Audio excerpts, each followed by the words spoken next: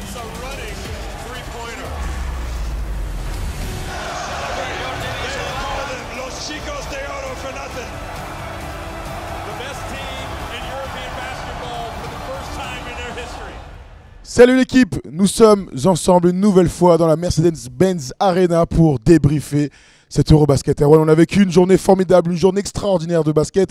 On est un peu fatigué, mais ça nous tenait à cœur de débriefer tout ça ensemble. Si on est fan de basket, et c'est ce qu'on est, au-delà que ça soit notre métier, on est des chanceux de vivre de notre métier aujourd'hui. On a vécu ce que le basket peut nous offrir de mieux, sur le continent européen en tout cas, et ça a été une journée fantastique avec des surprises, des performances de très très haut niveau, de la tactique, du cœur et évidemment de l'émotion. De l'émotion, de l'ambiance aussi. Pendant toute la journée, plusieurs fois, je me suis répété, mais peut-être que je suis en train de vivre ma plus belle émotion de basket. Tout simplement, on a fait des finales NBA, tu as fait des Final Four Euroleague, c'est des clubs, c'est des ambiances différentes. Là, quand les joueurs jouent pour leur drapeau, pour leur couleur, etc., tu sens qu'il y a une dimension un peu différente. Ouais, il y a une dimension de cœur, il y a une dimension de ce do or die incroyable. Et puis c'est vrai que jouer pour son drapeau, ça amène les joueurs à se sublimer. Et aujourd'hui, on a vu des joueurs se sublimer, les superstars, mais pas que. On a vu des sélections extraordinaires faire des upsets. Vous l'avez sûrement vu sur Canal, toute la journée, mais l'Italie a fait le gros coup de cette journée en battant la Serbie. On va parler des 4 derniers huitièmes de finale. On connaît donc maintenant aussi les affiches des quarts de finale qui vont se dérouler mardi et mercredi. Mais la grosse info, c'était qui allait jouer l'équipe de France mercredi à 17h15. C'est donc l'Italie. Et on parlait de dépassement de fonction, d'émotion, de jouer pour ses couleurs. L'Italie a fait exactement tout ça et ils ont réussi à battre l'ogre serbe qui était le favori pour tout le monde. Porté par un homme qui était sur le terrain, qui n'a pas fini la rencontre. Il n'a pas touché la balle, mais pourtant il a eu un impact énorme. C'est évidemment le coach Pozzecco, l'ancien joueur, un vice-champion olympique à Athènes avec la sélection italienne, mais un coach qui a montré des choses qui nous a touchés complètement. Quand il se fait expulser, qu'il sort, qu'il embrasse ses joueurs, qu'il va checker en face les Serbes, mais à sa manière, il a réussi à changer un match que les Italiens ne pensaient pas pouvoir gagner. Ils étaient dans la rencontre, mais ils n'arrivaient pas à gêner les Serbes. Et à partir de ce moment-là, ça switch. Ouais. C'est l'homme de la rencontre, Pozzecco. C'est l'homme de la rencontre puisque la Serbie donc, était grande favori. On se projetait même nous déjà sur un éventuel quart contre l'équipe de France. Nikola Jokic dans cette première mi-temps était extraordinaire de domination. Nikola Jokic qu'on a senti plus proche du texte, on va commencer par lui puisqu'il marque plus de 30 points et il domine toute la première mi-temps par la taille, par le physique. Pas un tir extérieur dans la première mi-temps pour Nico, il en mettra un dans le troisième quart-temps. Mais raconte-nous un peu ta sensation vis-à-vis de ce joueur extraordinaire qu'on a pu voir aujourd'hui. Un ciblage plutôt intelligent, d'un joueur très intelligent. Ouais, on sait que les Italiens sur le poste 5 sont dans une crise générationnelle terrible. Bargnani, il n'existe plus. Donc ils ont souffert, ils ont des postes 4 talentueux. On va le voir dans cette rencontre-là. Mais là où ils souffrent, on a vu que c'est sur le poste 5. Et la taille, le poids, la technique de Nikola Jokic les a fait énormément souffrir sur cette première mi-temps. On a vu que notamment, ils leur ont donné énormément de secondes chances. Et souvent, c'est Nikola Jokic au rebond offensif. Il fait une première mi-temps où il pèse, mais il ne force pas son talent. Il pèse sur du rebond, sur de la provocation de faute. Il va beaucoup sur la ligne, où il sera d'ailleurs impérial là-dessus. Mais voilà, il appuie là où ça fait mal, l'intelligence des Serbes et de Nikola Jokic. On a beaucoup parlé de l'académie de jeu de la Serbie, du fait d'avoir énormément de joueurs polyvalents, des joueurs interchangeables. On a aussi beaucoup parlé de Vassili Micic qui était très bon dans la fin de la première mi-temps. On a vu beaucoup de tweets parler justement de ce one-two punch, poste 1, poste 5. On était tous persuadés jusque-là, ils étaient favoris d'accord, mais que c'était ce qui se faisait de mieux en termes de duo extérieur-intérieur dans cette compétition. Même les meilleurs duos, les meilleures équipes peuvent se faire sortir. C'est aussi ça la leçon de la journée. La leçon de la journée aussi, c'est qu'il faut qu'on arrête un petit peu de se branler quand des équipes sont en huitième de finale d'une compétition. Alors oui, on aime le fantasme, oui, on a vu des matchs de prépa, des matchs de poule.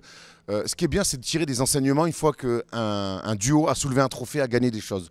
Ça ne sera pas le cas de Micic et de Jokic. Alors oui, sur le papier, le MVP de la NBA avec le MVP de l'Euroleague, c'est excitant. Mais ça ne s'est pas traduit par ça. Et quand les Serbes ont été dans le dur, on a vu tout sauf un duo exemplaire et qui a su retrouver une académie de basket. Donc c'est pour ça, oui, on aime bien, c'est écrire les histoires avant. Encore une fois, laissons le jeu, laissons l'histoire s'écrire elle-même et après on en tirera des conclusions. Nikola Jokic en tout cas finira à 32 points, 13 rebonds, 4 passes décisives. Pour Vassili Micic, je retrouve son nom, 16 points en 32 minutes, 8 passes D, 4 rebonds. Mais dans la fin de match, il a fait partie de tous ces joueurs qui n'ont pas réussi à mettre les gros tirs pour revenir ou pour rester en vie. On va retourner sur l'Italie puisque à la mi-temps, même si c'était plutôt serré, on se disait ils ont réussi à rester en vie encore une fois, mais la Serbie est plutôt tranquille, plutôt pépouse. Il va se passer un truc, dans ce match, il y aura... Juste Thomas, Ah vas-y, je t'en prie, vas-y. là où on kiffe tout de suite l'Italie, on se dit oula, ok, ils sont dominés, ils sont dans la rencontre, c'est qu'ils arrivent tout de suite à matcher l'intensité des Serbes sur le début de match. On sait que tout ce qu'on a vu des Serbes sur le début de la compétition, c'était cette intensité, cette répétition dans les passes, dans les mouvements. Et là, fallait être capable de relever ce défi-là. Et très vite, l'Italie, sur ce rythme-là, ils relèvent le défi, ils matchent avec cette intensité serbe et ils rentrent bien dans la rencontre. Et pourtant, ils sont quand même dominés. Et ils sont malgré tout dominés. Ils sont quand même dominés.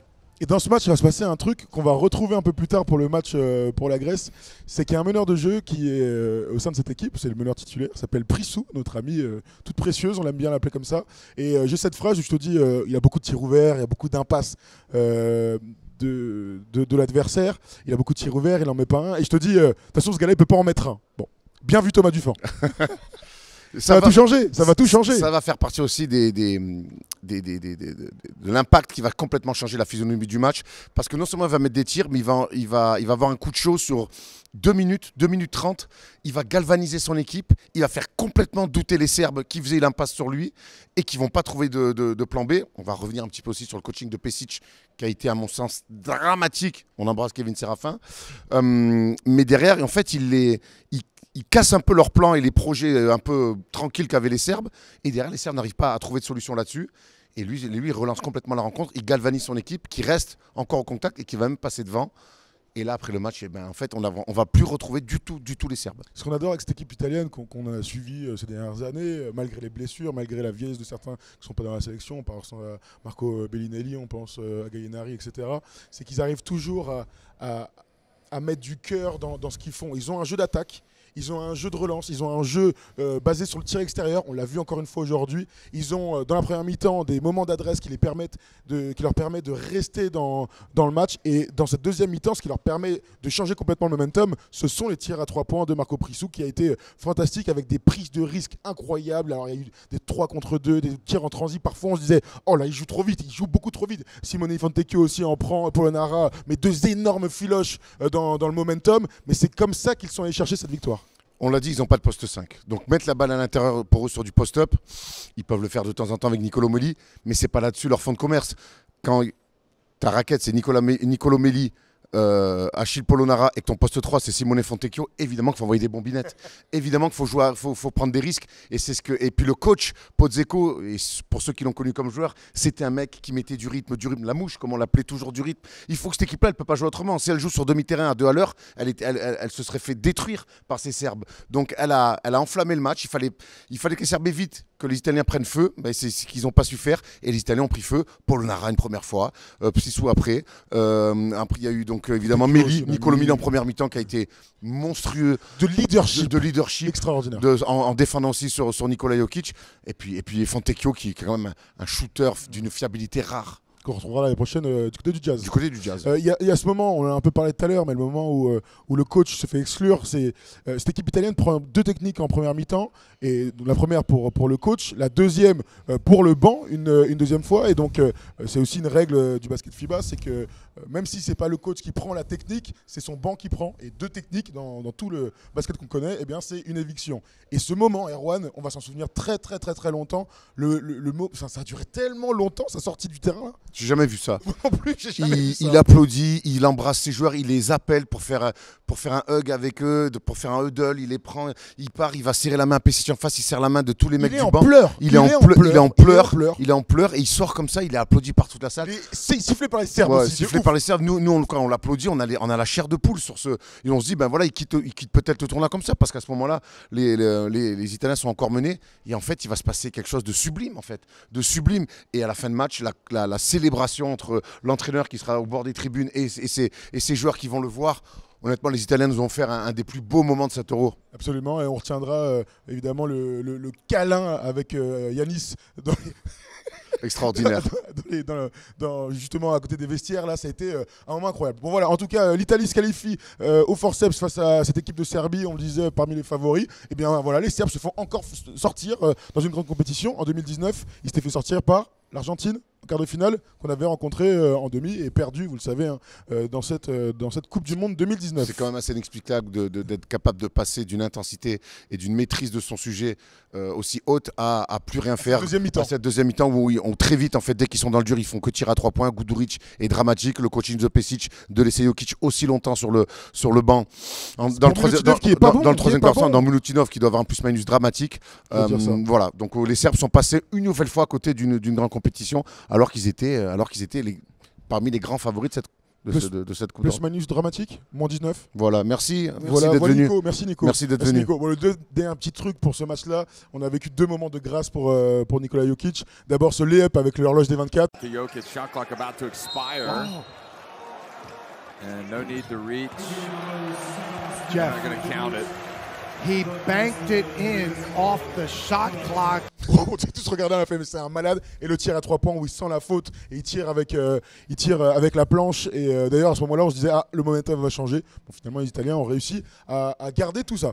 Autre gros match, autre superstar, autre MVP de NBA, c'est Giannis Antetokounmpo. C'était le dernier match de cette soirée à Berlin. La Grèce s'en est sortie face à une équipe de République tchèque redoutable. Ils nous ont fait kiffer. Il y a beaucoup de choses à dire dans ce match. J'aimerais que je te laisse la main. Qu'est-ce que tu as envie sur quoi tu as envie d'aller en premier? Ce que j'ai envie de dire, c'est que tous les grands favoris de cet Euro-là, en fait, si on les joue avec l'envie de les battre et que tactiquement, que dans le basket et qu'on y met du cœur et qu'on joue avec un vrai bloc équipe, je reprends l'expression foot, mais c'est vraiment cette sensation-là où tout le monde joue sa partition, tout le monde est dans son rôle pour l'équipe. Vous avez compris à qui je fais passer des messages aussi. Eh ben, on peut faire bégayer et essayer de faire douter les plus grandes équipes de cette compétition. Les Italiens l'ont fait et les Tchèques ont presque réussi à le faire jusqu'à 5 minutes de la fin. Il y a eu 5 minutes en trop dans ce match pour les Tchèques qui avaient préparé un plan tactique fantastique et qui a été exécuté avec un cœur énorme. Bravo Satoransky, bravo Vesely, bravo le début de match de Jan Vesely, extraordinaire. Bravo le coach tchèque pour l'ensemble de son œuvre. Ça a été bravo Boacic, notre ami de la SIG qui a été magnifique. Bravo à toute cette équipe tchèque. Urban le shooter, fantastique. Quel match, fantastique aussi. Attention Itoudis, parce que pour moi, même si les Grecs gagnent, Itoudis s'est fait outcoacher ce soir. Explique-nous un peu ce qui s'est passé dans ce match-là. Ce qu'on a vu, les 2 mi-temps de la Grèce étaient tellement différentes en termes de qui était sur le terrain et comment la Grèce a joué. La Grèce a commencé avec Papagiannis qui est revenu, le grand pivot grec. Donc du coup, Giannis Antetokounmpo start, mais sur un poste 4. Et on sait qu'en FIBA, le poste 4, il y a moins d'espace. Et en plus, là, le plan tchèque était parfait puisque chaque fois qu'Yanis a eu la balle sur la rencontre sur du post-up, il a été trappé et derrière, il y avait des super rotations des 3 derrière sur l'aide de l'aide. Il y a eu un petit passage en zone aussi. Donc Yanis n'a jamais eu d'espace. Mais alors Yanis qui n'a pas d'espace sur un poste 4, ça a été très compliqué. En plus, sur toute la première mi-temps, voire les 3 premiers quarts-temps, il n'est pas adroit sur son tir externe. Et là-dessus, il n'y a pas de spacing dans le jeu grec. On le voit bien, Dorsey n'a pas de shoot. Nicolates c'est bon pour le coup. Nicolates, heureusement, les maintient à peu près parce qu'il y a des impasses sur Nicolates. Il faut bien faire des impasses. Mais en tout cas, je trouve qu'Itoudis ça a mis beaucoup trop de temps à dire ok, Papagiannis, je te mets pas. Je fais jouer Giannis en 5 parce qu'il n'y a que comme ça qu'on va pouvoir s'en sortir. Il a un peu flambé, mais voilà. Pour moi, il s'est fait out-coacher. Il l'a joué un peu facile et il s'en sort bien parce que sur l'impact physique global de la Grèce, à la fin, les Tchèques commencent un petit peu à baisser la tête. Le problème des fautes. Voilà, le problème des fautes. Pour la 4e faute, ça change le match pour eux. Encore une fois, j'ai pas trouvé un arbitrage très équilibré. J'aurais aimé qu'on laisse un peu plus jouer, qu'on laisse la décision un peu plus aux joueurs. Il n'empêche que la fin de match et la deuxième mi-temps appartient à un homme et c'est Giannis Antetokounmpo qui a été magnifique. Absolument. Giannis finit après un mi-temps à 4 petits points et un dunk de lancer franc. Il est totalement transparent, trouve pas son shoot. D'ailleurs, on a pu voir la routine de Giannis qui est arrivée juste à la toute fin du match de l'Italie. Il était déjà célébré, il était déjà en train de s'échauffer. C'est clair, incroyable. On a pu regarder la routine, sa progression au shoot. On l'a pas vu sur le début du match. 4 points, je le disais, il finira quand même à 27. C'est aussi ça l'adage des grands champions, c'est qu'il s'est réveillé sur des trucs à Giannis, des dunks, de la course, des pénétrations. Et à la fin, il s'est même récompensé par 2 énormes filoches qui aussi ont fait basculer la rencontre. On tué le match. On tué le match. Tué le match. Ce qui est fort avec Giannis, et on dit souvent, oui, mais baissez pas la tête quand vous en sortez pas, baissez pas la tête quand c'est dur. Des fois, on ne comprend pas ce que ça veut dire. Mais il faut regarder Giannis Antetokounmpo parce qu'ils sont menés à la mi-temps, ils se font rentrer dans la gueule, il est à 4 points, il met pas un tir. Et on a l'impression, et lui, pas une fois il baisse la tête, pas une fois il doute. Et finalement, à la fin, ça paye, parce que de toute façon, c'est un travail de sape physique aussi, où les Tchèques, finalement, ont lâché, mais Mais l'attitude de Yanis, au-delà de ses stats, au-delà de ses points, l'attitude. Et quand un leader comme ça a cette attitude de ne jamais baisser la tête et de toujours croire en lui, et que quand c'est pas son heure, eh ben, il va trouver des passes, il va quand même prendre des rebonds, il a été rayonnant dans le jeu aérien, eh ben, toute son équipe ne baisse pas la tête non plus. Et ça, à voir en vrai, c'est aussi très très fort. C'est ça aussi être un vrai leader. C'est ça aussi être un vrai leader, c'est ne jamais baisser la pipe. 27 points en 33 minutes, 10 rebonds, 5 passes décisives, 30 de plus-minus, 8 sur 17 au tir et 2 sur 8 à 3 points. Il était très bon aussi au lancer franc, 9 sur 12. On peut citer d'autres mecs côté Grèce qui ont fait la différence. Yanis Papapetrou a été très important dans cette deuxième mi-temps. Il a trouvé de l'adresse, il a mis... Lui, il y est allé comme un fou pour... Lui, Papanikolaou, ils ont mis du bois. Papanikolaou et aussi Gianlunis Larenzakis qui a été... très très bon au relais de Calates qui était moins bon dans la deuxième mi-temps et Sloukas qui a beaucoup joué, mais c'est lui qui a eu tous les ballons. Le numéro 5, là, il a amené beaucoup de densité physique et aussi de l'adresse. Il joue pas en première mi-temps? Pas du tout. Il joue pas en première mi-temps, il est déjà, mais on le voit sur le banc, il galvanise les joueurs, il crie énormément. Et à un moment donné, ils ont besoin d'un déclic, les Grecs. Et ce déclic, ça va être Larenzakis. Il sort du banc, il met une première filoche à 3 points, il harangue le public et derrière, il va amener de la défense, il va amener des trucs de charognard, d'attraper des bras, de parler. Il va remettre une deuxième filoche à 8 mètres. Et c'est des mecs comme ça, voilà, c'est des joueurs qui rentrent qui ont de l'impact tout de suite. On en revient à ça. Il connaît son rôle, il n'a pas joué la première temps, il n'y a pas une fois lui aussi où il a baissé la tête. Ça, c'est des messages que je passe un peu aussi aux joueurs français. C'est de dire qu'à un moment donné, on se souvient face aux Turcs, le body language a été cata. Moi, j'ai vu des équipes aujourd'hui, même dans les moments durs, on ne baisse jamais la tête. Et du coup, on arrive à traverser des trous d'air mieux quand même que si on est là. Oh, non, non. Et ça c'est le haut niveau aussi. Est-ce que le public aide? On peut le dire, hein. Le public grec a été extraordinaire. On met le public lituanien très en haut, on peut mettre le public serbe. Bon, ils ont pris une clim fantastique aujourd'hui, mais ils étaient très nombreux. Et ici, for the Serbian fans. Incroyable. Mais alors les Grecs...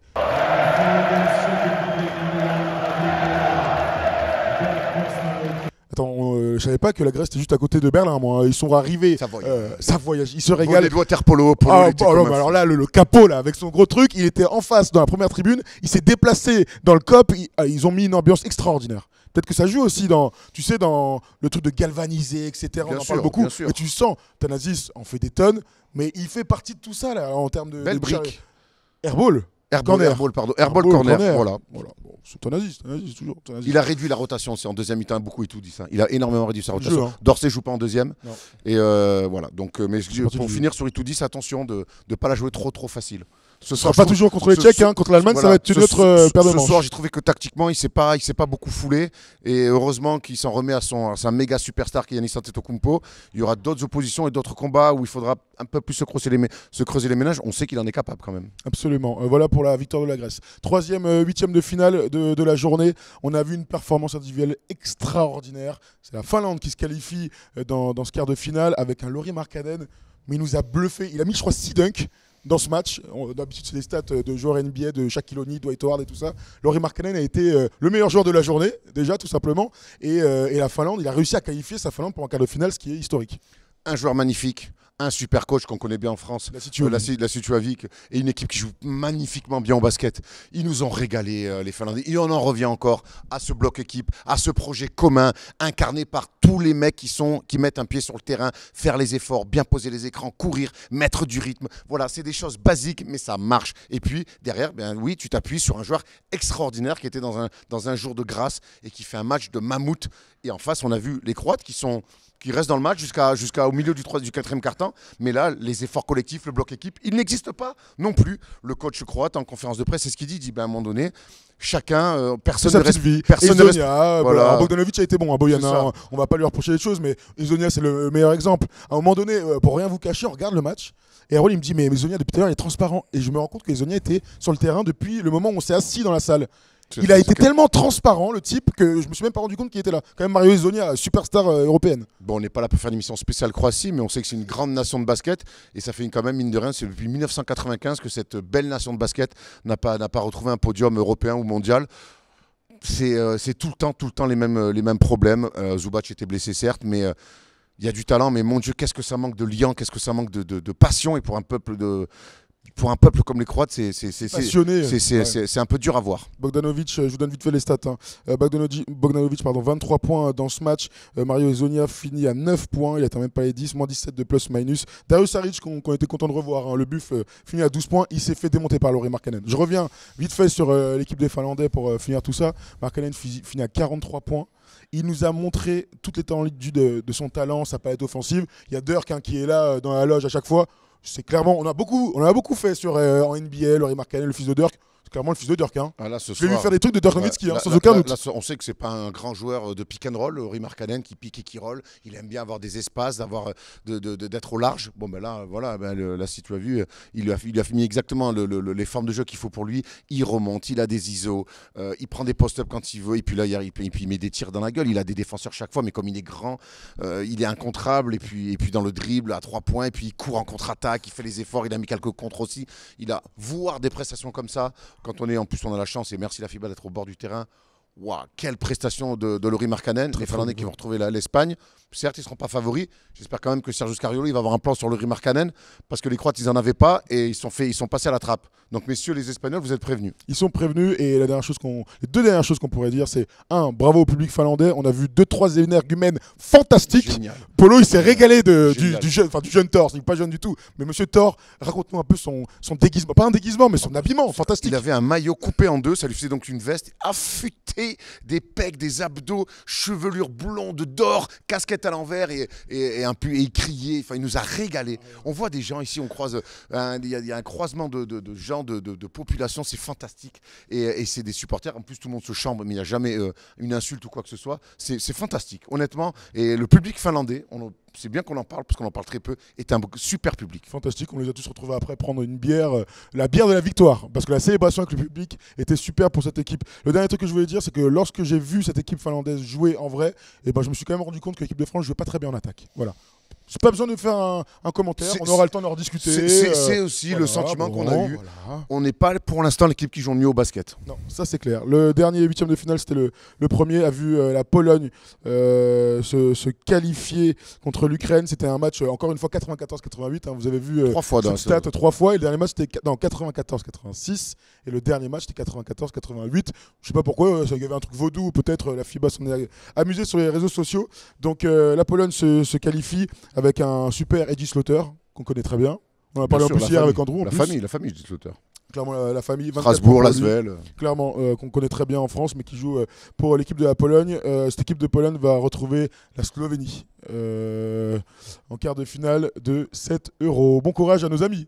Bon courage à nos amis. C'est mercredi soir. On va se régaler. Voilà, vous avez l'affiche, les affiches de ces quarts de finale. L'équipe de France va jouer contre l'Italie. Voilà, à 17h15. Ce sera mercredi, les autres quarts de finale seront mardi. Belle journée qu'on a vécue là. Magnifique, vive le basket, c'est le plus beau sport du monde. Et tous ceux qui découvrent le basket européen, alors oui, il y a la NBA, c'est unique, c'est un show. Le basket européen, il y a des joueurs d'exception. C'est mieux quand les super joueurs NBA sont sur le terrain aussi. Mais c'est un mélange de tout, mais honnêtement, c'est fantastique. On voit des joueurs, les Nicolo Melli, qui étaient des joueurs de devoir en NBA, que ceux qui ne regardent peut-être pas l'Euroleague aujourd'hui, ce qu'on a vu faire de Nicolo Melli, c'est des basketteurs exceptionnels. Voilà, Polonara, tous. On s'est régalé, j'ai hâte déjà d'être à mardi pour les quarts de finale. Demain, petite journée. Alors lundi, si vous regardez la vidéo le lundi, journée off, pardon, il y a un petit hop qui est remonté, mais Polo au casque et outré. Demain, pas de match. En revanche, nous, on va aller voir l'équipe de France. Il y a un entraînement, c'est ouvert aux journalistes et tout ça. Donc, on va discuter avec tout le monde. On a pas mal d'infos sur l'équipe de France qu'on sortira à l'occasion. On va essayer aussi de vous préparer une preview du France-Italie, le quart de finale. On espère avoir Steph qui arrive mardi. Donc, on va voir si on peut faire une vidéo avec lui. On se retrouve évidemment aussi sur les réseaux sociaux. On discute avec vous comme toujours. Et puis, on vous souhaite de bien vous reposer avant des quarts de finale qui vont être fantastiques. Fantastique. Voilà, messieurs, on remercie Jérém, on remercie Polo, on remercie Davidé qui est là et qui nous régale. Et qui s'est régalé avec l'Italie aujourd'hui, Davidé. Il s'est régalé, Davidé, aujourd'hui. On remercie Gogo qui est toujours sur le parquet en train de faire du hip-hop. Merci pour la coupole, mon Gogo, mon Gauthier. On vous souhaite à tous une excellente journée et on se retrouve très rapidement pour un maximum de super basket européen. Ciao.